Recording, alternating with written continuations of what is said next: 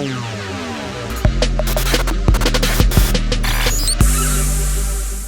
there, Amplifiers. Manny Torres here, and excited to have you for another episode of Growth Amplifiers. Today, I'm joined by Todd Randall. He's the CEO of Beachview Coaching. Todd is an 8-time CEO and an inspiring business coach. His business enterprise worships freedom more than money, which is his ultimate secret to success. Todd's latest venture is a coaching practice where he enthusiastically shares his experience with other fellow entrepreneurs. I'm excited to welcome Todd to the show. Hi, Todd. How are you doing today? I'm great. Thanks for having me, Manny. I'm really excited, and I enjoyed our conversation leading up to this interview. Me too. And we talked about a lot of different things, but today we're going to talk about 3 topics that I thought would be really helpful for our community, our audience of advisors. And you've got a lot of experience in these areas, so I thought some of the items that you could share could truly benefit them. And I want to start off by having you tell us a little bit more about who you are and what you do. Okay, sure. I was a corporate bureaucrat like a lot of folks. I spent 20 some odd years in big corporate structures, and I found it enlightening and interesting and fun. But eventually I wanted more freedom because I felt like I was kind of at the beck and call of other folks' strategy. And I didn't feel like I could set my own cultural tone with customers and or peers. And so I went out on my own. And I probably went out late. I probably could have, done my own thing 10 years earlier, but I lacked confidence. And so I think like a lot of young entrepreneurs do, I kind of was waiting for my moment, and then it got to be pretty late. And so I just sprung for it. I opened up a couple businesses that weren't even my own idea. I just bought the franchise rights to a concept and built it up myself. And I thought, well, it's still my own business, right? It's my customers and my lease and my capital. I'm just using someone else's concept. And those are my training wheels. And at first I was really kind of ashamed of that I didn't have, some great, brilliant idea. But I soon learned that it was as much fun as I thought it would be running my own business. However, it came with some of the same anxieties and struggles and laborious hours that I was used to in the corporate world. And so that really kind of forced me to think, hey, wait a minute, like, what is it about running your own business that's sexy? Because I read about it all the time. I talk to entrepreneurs and they tell me that the world's on fire and they're going to solve it. How do I get that? And it really came down to that I was just running it wrong, right? Like I was tackling entrepreneurship as if I was working for somebody else. And so I had to develop tools and ideas and strategies and stuff to be, what I call a real entrepreneur, a real business owner, which is somebody whose, job is to set strategy and tone and put, align the resources they need to get the job done. Well, that's really interesting. And I think what you've dealt with is things that, a lot of our clients in our community also deal with is, how are you able to grow and run a business when you're already working, a lot of hours and you're having challenges getting everything done? One of the things that was interesting when we chatted earlier that you talked about was delegation. How are you ensuring that you're reducing your amount of involvement in the business? And I wanted you to speak to that a little bit in terms of how you went about being able to delegate and get the results that you were looking to get from those you're delegating to. Yeah. One of the reasons that I say that, I was running a quote unquote real business is because there was some point where I just felt like I was taking other people's direction all the time. I was reading something in a journal, or I was following my landlord's advice, and I was essentially just executing on somebody else's plan, right? And I felt trapped by that, right? In fact, there was a time where I was so inundated with small decisions that I felt like only I could make. There are 1,000 decisions that only the owner could possibly decide on, right? That my staff came to me and said, look, Todd, there are some decisions that just aren't being made because we can't get an answer from you. And yes, we know you're a very important person because you're a business owner, quote unquote, right? And yes, we know that you are, in fact, burdened by many decisions you have to make every day. But we promise you, some of these decisions we can make for you. And then we won't lose, because I was losing key staff or key customers just from a lack of turnaround, right? Someone would come to me and say, I'm disappointed in the work environment. And they would say, "Oh, that's very important. Thank you for bringing this to our attention. We'll talk to Todd and we'll get right on it." And then a month later, they weren't seeing any, improvement. And so they'd leave in search of the cultural, differences they were looking for. And so we just had kind of that come to Jesus moment where my lead manager and I decided that we needed to come up with some plan. Like any plan was better than the plan we had now, which is just waiting on Todd to make all these decisions, right? And so I decided to start with her. And it was terrible at first. We didn't know what we were doing. I sent her emails. She'll never let me forget this. I sent her an email one time saying, "Okay, starting tomorrow, you're going to be in charge of X and such and such." And I, put out a little list of things that she would do to make it happen. And she called me and she's like, this is not enough. Like, if this is what you call a handoff, we are going to fail over and over again. And so we had to come up with, we eventually developed through a lot of failure, right? A 5-step process that we used to delegate properly. And essentially the whole point here is that my head was full of ideas that were bouncing off each other, and they were preventing me from making very important decisions, right? And what we wanted to do is we wanted to take that stress away from me and let me really focus with clarity on the things that really mattered. Okay, now think about that. What are those things? Putting money in the bank. It's my money. It's my bank. I have to do that, right? No, absolutely not. There's no reason why you can't develop a system that you are confident will get the money to the bank. And there's no reason why you can't trust a person to do that. And there's no reason why you can't build a process that's redundant so that if that one person fails you, that you have another way of getting it done, right? Those are all things that can be done. And so we just took a big list of things that we thought were very time consuming for me, and we managed them to the point where I wasn't thinking about them anymore. Critical, right? It wasn't handing them off so I don't have to do them. That's actually not the point. The point is handing them off so I don't have to worry about them anymore, so that my brain can be focused on things that are important, like opening a second location, like renegotiating with my landlord, right? Like formulating a new business concept to support the businesses that we have. Those are things that can 2 and 3x your business. And the rest of the things I was 1%ing. Oh, if I don't do this today, then my business will be impacted by 1%. And after a while, you realize that 1% is, relatively speaking, not that important. Right. Yeah. And I think that's something we say a lot with advisors. It's easy to say, go ahead and delegate this, but there's that trust issue. There's the confidence that you need to make that happen. And I think what the challenge many people see is they think they need to do it all at once, and they feel like it has to be perfect that first time. But what I've learned and what I've seen, with people that we've worked with, and I'm sure you've seen the same, is if you just start, it gets easier, right? You build that muscle, you build the confidence, and then you start to realize, hey, this is releasing a lot of weight off my shoulders. And it gives you an opportunity to start to enjoy your business again, right? Because a lot of times you're getting in the weeds of things that you don't enjoy. And now that frees you up to do those things that maybe bring you energy, bring you joy, bring you happiness. And I think that once business owners see that, they start to enjoy it. And then they say, hey, what else can I delegate? Yeah. There are a lot of ways to do it wrong. I'll tell you that, because I practiced each and every one of them. I promise you. Like for instance, if you hand off a project 70%, you've increased your workload. And it seems counterintuitive at first, but remember that if you have like this going to the bank, like taking money to the bank is just a simple thing. You should be able to delegate that. But if you delegate it in a way that you're still worrying about it, or that you're the backup, or that you have meaningful risk if it goes wrong, then the worry is still in your head. You still have to be available. You still have to have keys. You still need to be in the neighborhood. You still have to be staffing in such a way to build a redundancy. And that's not our goal. Our goal was to work on something, like you said, patiently, right?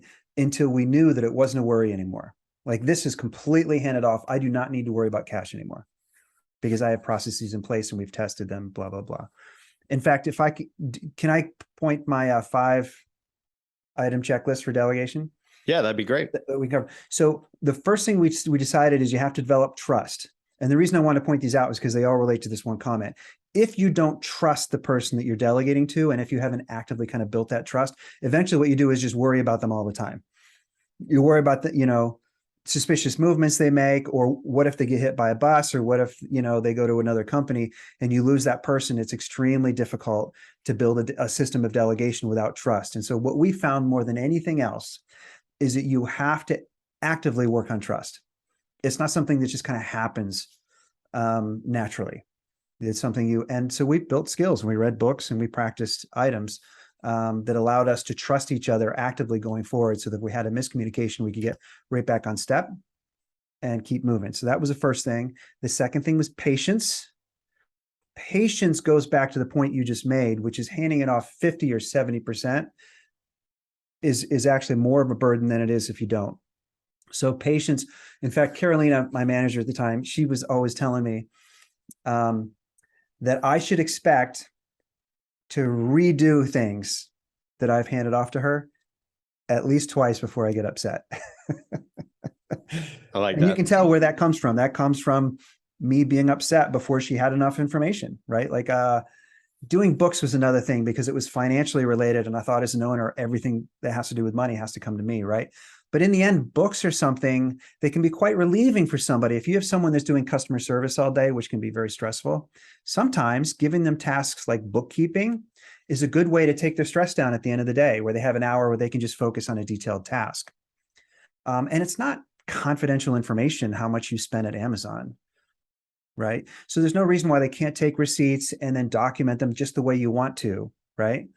Now, at the end of the month, here's what's going to happen inevitably, I promise, is I'm going to look at them and they're not done exactly the way that I would have done it, right? I can be mad if I want to, but the fact of the matter is that all delegation is a transition of sorts. And if they're not done the way that I want them, it's not their fault, it's mine.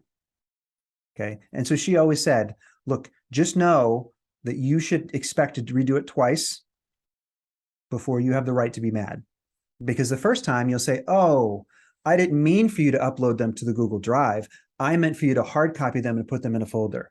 Well, there's just miscommunication now. I understand, right? And the second time is, hey, everything's great. I love what you're doing. By the way, would you please change these to PDFs instead of scanned documents, right? And you can't really step away from that delegation until you've gotten to that point where you're giving very fine, detailed tips, right? Back to my point of, at what point do you stop worrying about it? If every month, if you look in your books and you're like, gosh darn it, I can't search the way I want to because they use a date format that I didn't. If you say August 6, 2022 versus 6 August 2022, when you go to search 3 years later, it's all messed up. Okay, so you have to get to that point of redoing it twice. So trust, patience. Third, an escalation format. I guess what we meant by that was that there have to be some things that they know they can pick up the phone and bother me at any time of the day. Because delegation is one of those things that once you've handed off to somebody, they can take on a lot of responsibility. They can say, oh my gosh, I'm ownership now. I'm the owner of this task. The last thing I want to do is bother Todd. And you have to prevent that. You have to work actively again. Like, some of these things are not passive skills. Okay, you have to work actively to prevent them, not wanting to bother you. There were a lot of negatives in that sentence, but you know what I'm trying to say there. Yeah.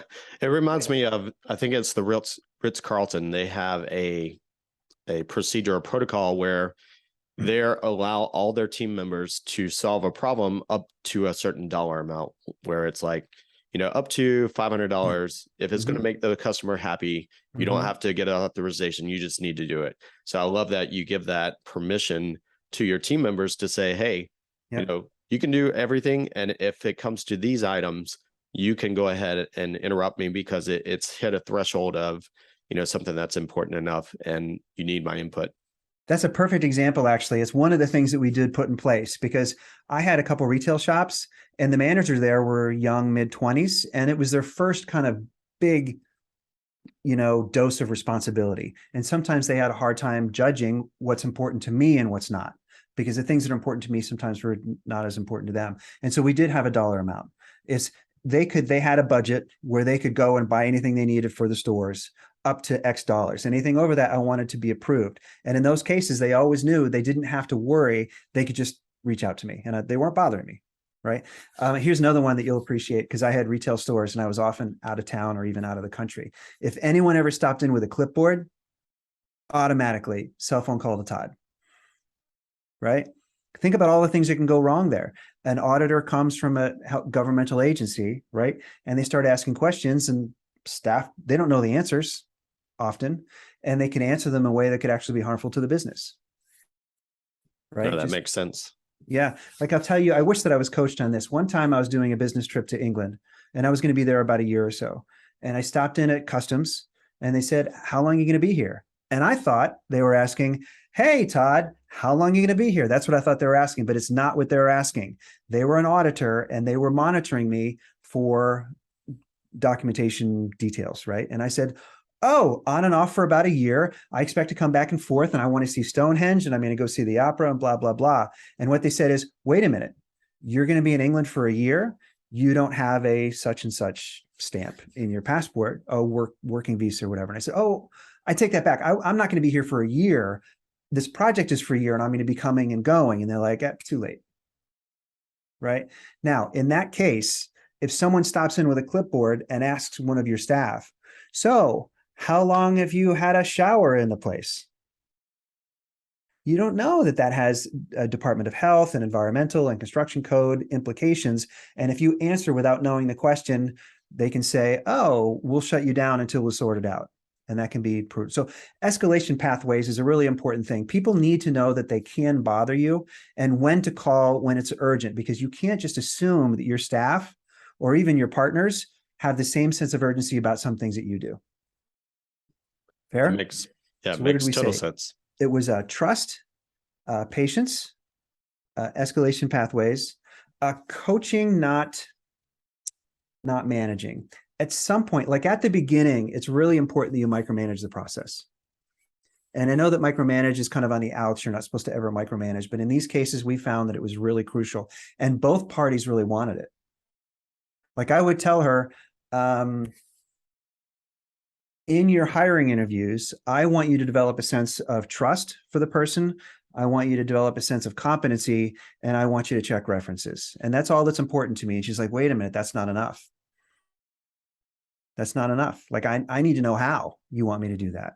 If you're not going to worry about this, I feel like I'm going to screw that up. So tell me, how would you test someone's integrity? What kind of questions would you like me to ask? In this phase, I want you to tell me what questions to ask. And there's some things that I know that I have better judgment on, and you can trust me with just giving me a really macro list like that. But in this case, I want you to micromanage me. And there were times where I gave someone a lot of leash, and they, with very good intent and actually well executed, went in a completely different direction than I expected. And so in the beginning, we really recommend that you micromanage the process, over communicate, get all the way down into the weeds for the first, say, 60, 90 days. But this fourth step is crucial.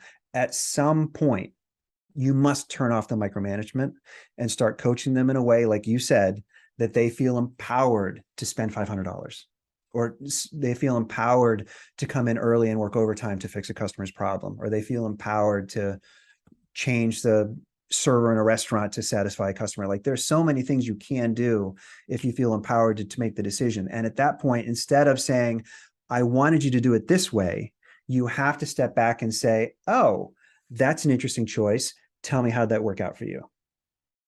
Which is a very different way of managing the situation. And what it tells them is that you have their back. You have enough information now to make judgment calls.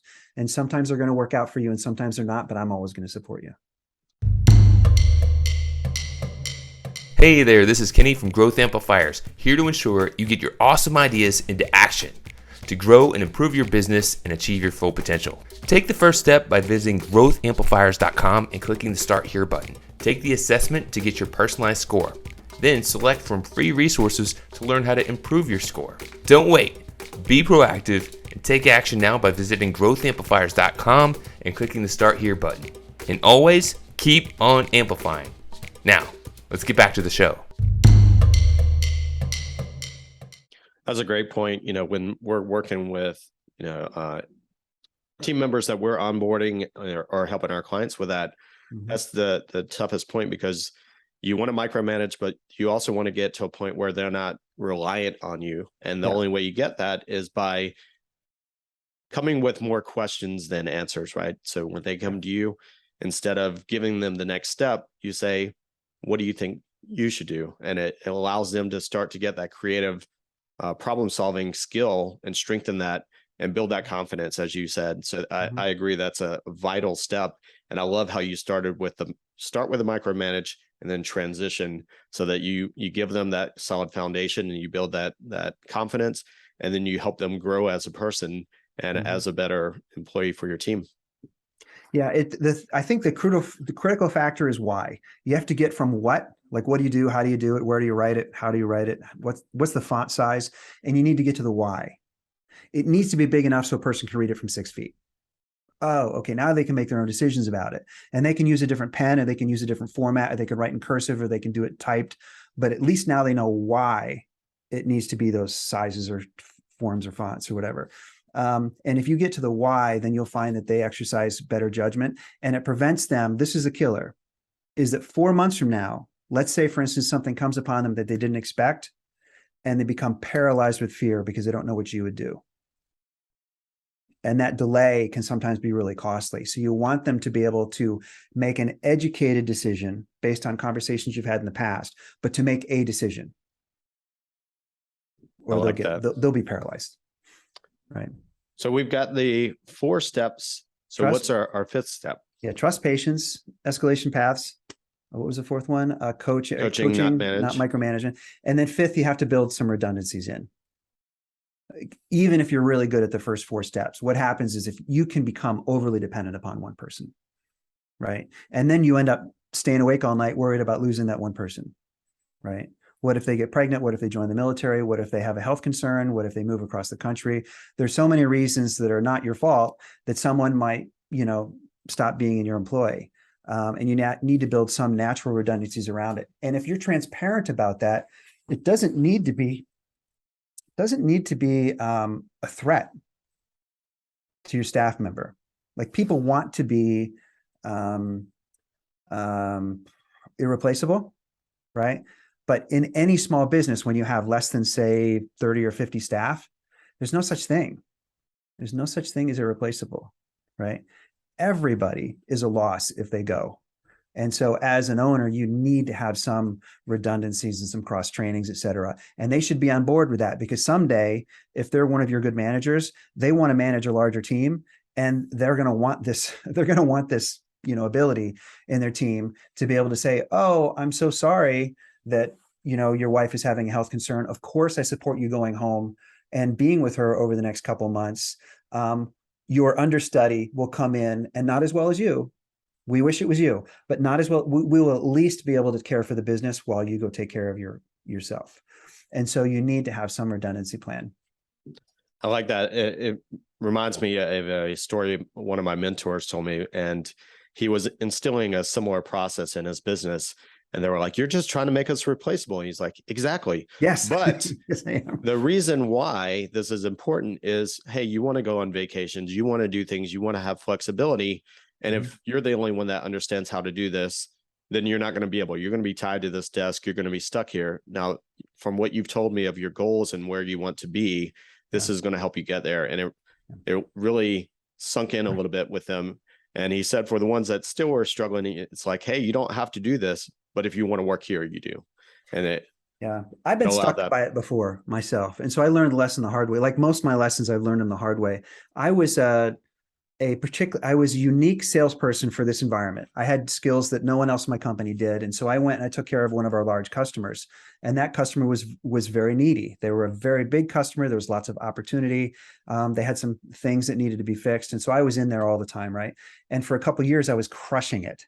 And I thought, this is my time to be promoted because look at me, look at all the great work I'm doing. And to my bosses, they kept passing me over for promotions that I was very well qualified for, and from my opinion. And I didn't realize until later that I had made myself irreplaceable. And that was to my detriment, because what happened was they had these great posts open up and they thought, well, Todd would be good at that. No problem. How do we replace Todd at Intermountain Healthcare? Oh, well, there's really no one that can do that job. So we have to leave Todd there for the time being. And until I realized that I needed to develop a team that could all step in and help me if I was out, I had completely blocked my ability to be promoted at that company. I like it. Yes. And it makes sense. I want to step on to the next topic. Sure. And we've touched on this a little bit in terms of efficiency with your team. So how do you optimize that team and their output? And obviously some of the things that you've talked about before about, being able to create those processes, being able to have other people be able to execute on those processes. But how do you really build that efficient team? Yeah, efficiency is tough. It's never been a huge goal of mine to be efficient per se. I had a list of things that need to be done. And as a small entrepreneur, as like a growth startup, it's more important that you get the task done, even if it's inefficient. Now, efficiency really comes into play when you have an established business, established customers, et cetera. And for me, I break it down into a couple of elements. I think you need to look for redundancies.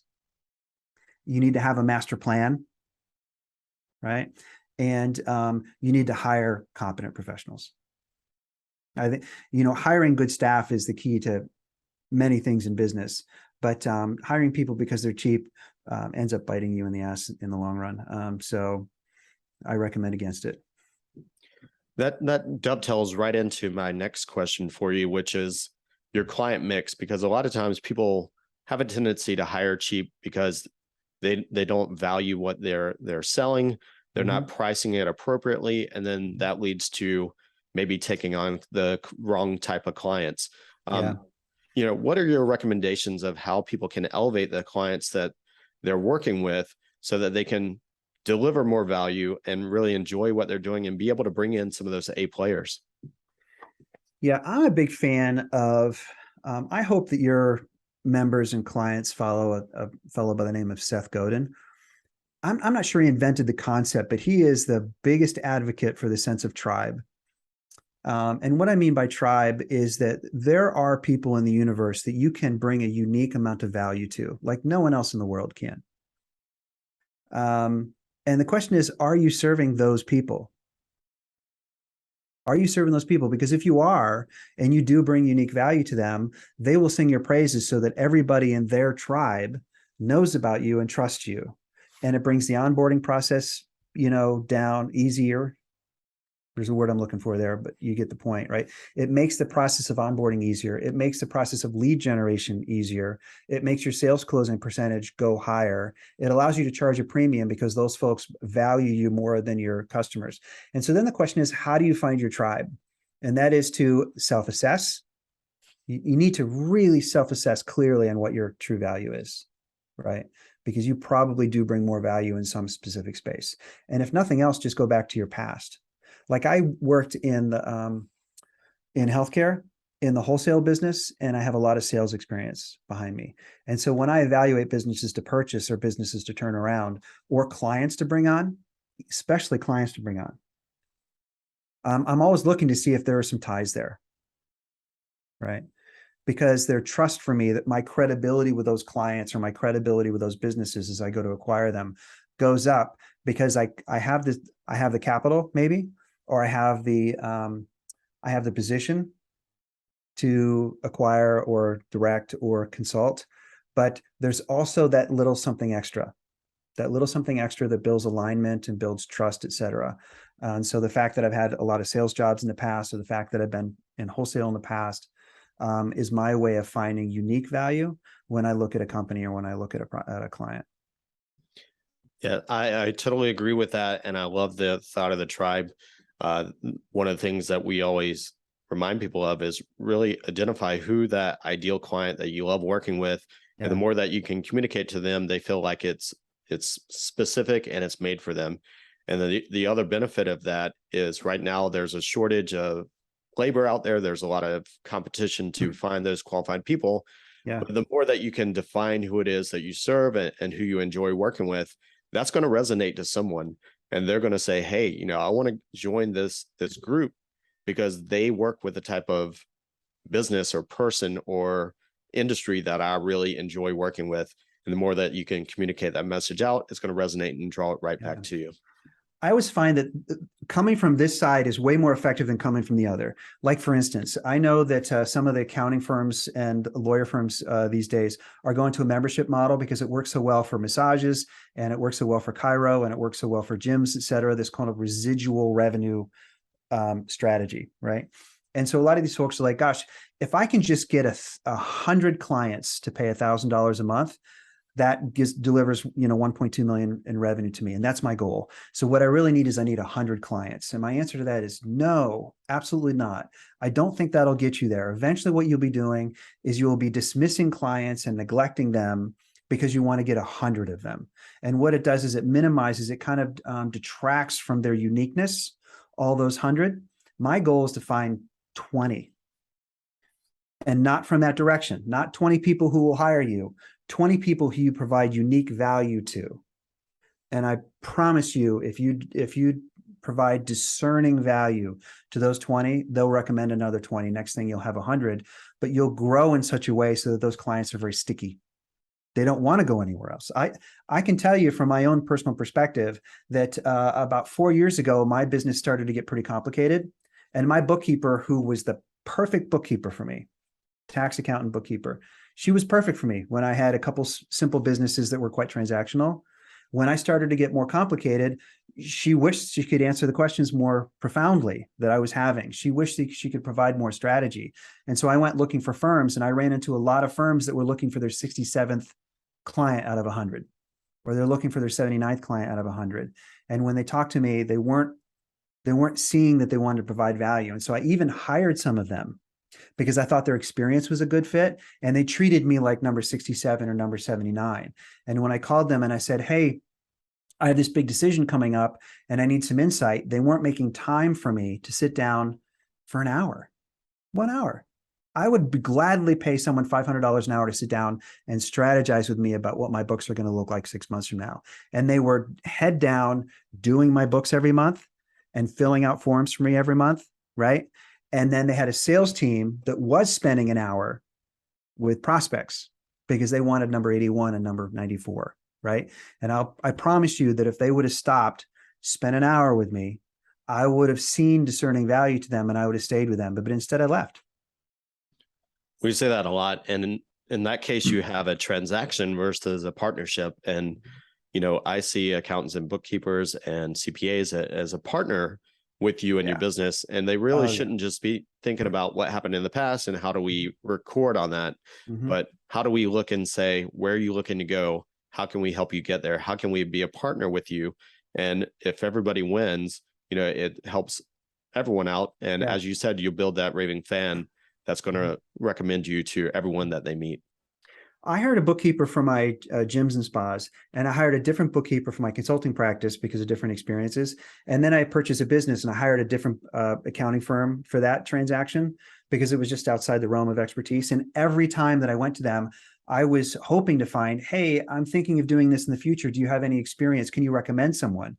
Do you have a referral? Do you have an outside consultant that comes in and helps you? And nobody was thinking about that. And in the end, if I would have found somebody 5 years from now, they could have done the books for 8 different companies. They would have helped me sell 3 companies. They would have helped me buy 2, right? And I've grown about 6 times in revenue in the last 4 years. And they'd be managing a business that's 6 times as big. And, there's more revenue associated with that. And I would have been a win for somebody if they would have taken the time and spent it with me. So, please don't be part of that mix, right? Where you're dismissing or neglecting clients that you can grow with. I like that. And, it all comes down to listening, right? Just having a conversation, asking some questions and learning more about who you're working with, and whether it's you providing the value to them or, as you mentioned, recommendations, those are just as valuable and it still endears that person to you. Todd, I want to run into our next section, which is going to be our Can I make one more round. comment before I go? Yes. Because I feel like I just laid this at the feet of accounting firms as their responsibility. I just have to say that I made the mistake of running into a couple firms that were very expensive, and I wasn't making the value transition to them either. There were folks that could have helped me, and I felt like I couldn't afford them at the time, and I was blaming them for being too expensive. And as a business owner, I think there are a couple things that if you run into someone that's a perfect fit for you, pay that attorney. Find a way to pay that attorney because you'll want them 5 years from now to have a relationship with you. Accountants, attorneys, those are relationships that maybe as soon as you can spring for. I like that recommendation. Yeah, because many times we look at the short term versus the long term. Yeah. And sometimes they're going to find that value and they're going to pay for themselves right off the bat. Yeah. So that's my side. I got to acknowledge my part in that mess. I think we all share that trepidation sometimes. Mm-hmm. I'm going to run into our advisor picks. So this is a lightning round where you're going to share some things that you enjoy.